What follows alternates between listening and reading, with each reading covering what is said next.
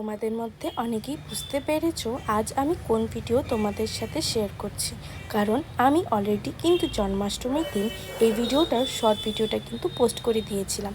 তাই আজ ডিটেল ভিডিওটা নিয়ে তোমাদের সাথে শেয়ার করছি। আমার এই টেকনিকটা ফলো করলে তোমরা যে কোনো জিনিসের ওপর এরকম ক্লে দিয়ে 3D লুক কিন্তু ক্রিয়েট করতেই পারবে। তোমরা সবাই দেখতেই পারলে আমি প্রথমে এই সরাটার ওপর ড্রয়িং করে রেখেছিলাম, কারণ তোমরা তোমাদের মতন ড্রয়িং করে এরকম জিনিস বানাতে পারবে। তাই আর ড্রয়িংটা দেখিয়ে ভিডিওটা লং করলাম না। আজকের থিমটা ছিল শ্রীকৃষ্ণের জন্মের উপর, তাই ভাবলাম বাসুদেব যখন ভগবান কৃষ্ণকে নিয়ে দুষ্টু কংস মামার হাত থেকে বাঁচানোর জন্য চেষ্টা করছিল, সেই মুহূর্তের ঘটনাটা বানালে কেমন হয় বলো তো। তাই ভাবলাম আজকে সেই থিমের উপরই কাজটা করি।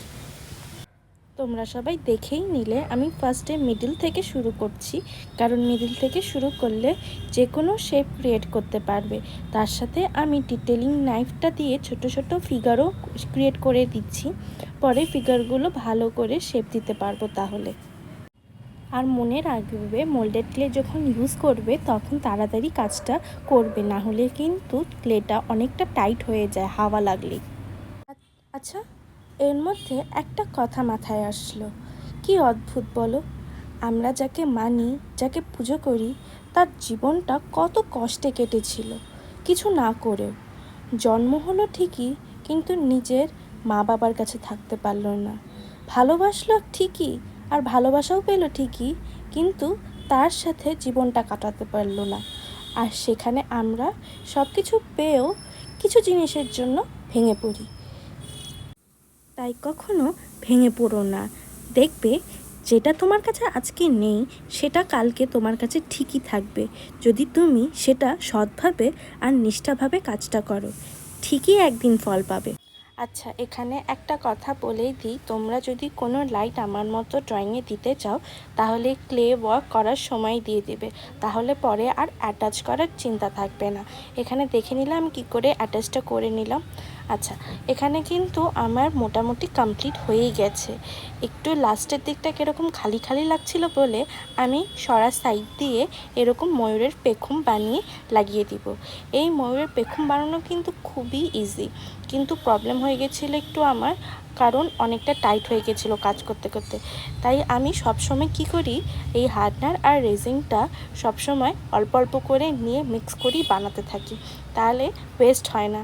আগে যখন আমি এগুলো এই মোল্ডেড ক্লে ইউজ করা শুরু করেছিলাম না, তখন আমি পুরো একবারে ইউজ করতাম, তখন প্রচুর ক্লেগুলো নষ্ট হয়ে যেত। তাই এখন আমি এরকমভাবে অল্প অল্প করে মিক্স করে লাগাই। আর দেখো কত ইজি করে কিন্তু আমি তোমাদের এই পেখমটা বানানো দেখিয়েও দিলাম। পেখমটা বানানো কিন্তু খুবই ইজি, আমি আগেই বলে দিয়েছিলাম। আর যখন পুরো কমপ্লিট হয়ে গেছে পেখম বানানোটা, তখন কিন্তু আমি সরাটার উপর এরকমভাবে লাগিয়ে দিয়েছি। তারপর শুকোতে দিয়ে দিলাম।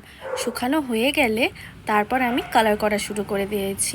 কালার করার আগে সবসময় কিন্তু জ্যাসোর কোটটা লাগিয়ে দিবে, কারণ জ্যাসোটাই একমাত্র জিনিস যে জিনিসের জন্য তোমার কালারটা কমও লাগবে, প্লাস তুমি কালার করেও অনেক কমফোর্টেবল ফিল করবে। আর যখন তুমি দেখতে পারছো যে এই সমস্ত যে এই কালারগুলো বাইরে চলে গিয়েছে, সাবজেক্টের বাইরে, সেটাও কিন্তু এরকম হালকা কালার দিয়ে কিন্তু ভালো মতো তুমি মেকআপও করতে পারবে। জ্যাসোর কিন্তু অনেক অনেক গুণ আছে। যাই হোক, পুরো কালারটা কমপ্লিট হওয়ার পরে আমি কিন্তু কিছু কিছু স্টোনও দিয়েছিলাম, যাতে একটু ভালো লাগে। তো দেখতে কিন্তু সুন্দর লাগছিল, আমার কাছে তো ভালো লেগেছে।